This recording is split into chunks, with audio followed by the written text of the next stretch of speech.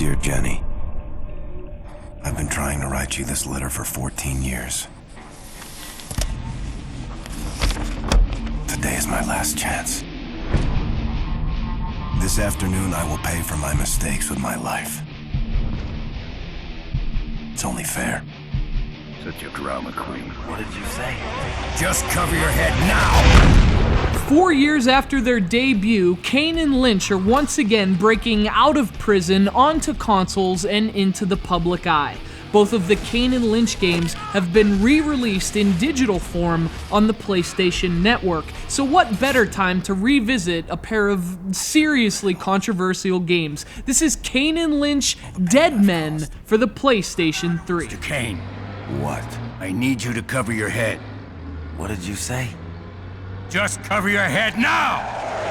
And it's worth mentioning, this was my first time playing Kane and Lynch. I didn't have the pleasure of experiencing this game during its original release, so I came into Dead Men with a fresh perspective. And I walked away thinking, oh, so that's what everyone was complaining about. Get on your feet!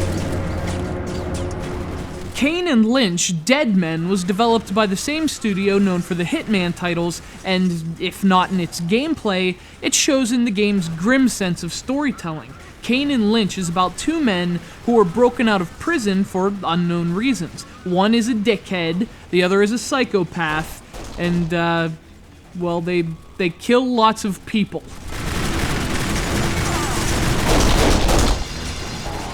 Like the Hitman games before it, Kane and Lynch is spectacularly violent, and not in that over-the-top kind of way either. Again, this is more along the lines of Hitman than something like Mad World, and to me, this is actually a far worse kind of violence. The killing is constant and senseless, and it strives for both realism and sheer volume.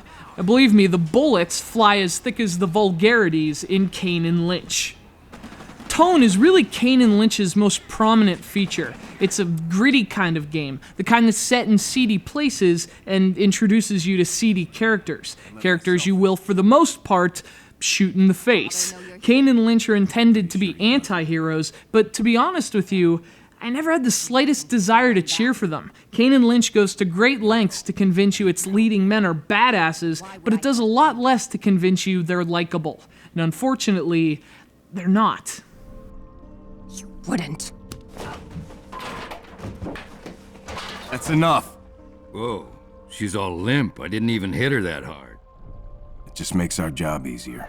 But what's interesting, though, is that the game does achieve a compelling story. As you progress, you learn about who Kane and Lynch are and why they were freed from the prison. This all happens in a very cinematic fashion, with the story mostly unfolding in-game. Rather than rely on cutscenes, the plot actually unfolds during dialogue or even action sequences, and it makes things a lot more interesting for the player.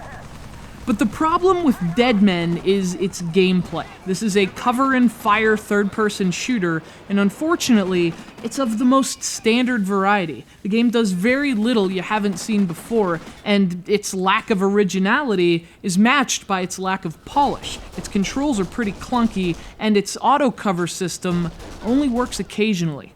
The game does have a squad mechanic that allows you to direct members of your team, but I found it to be mostly worthless. The good news is that if you ignore your teammates, they'll essentially attack on their own. So those squad commands are basically optional and never feel all that entwined into the game's design.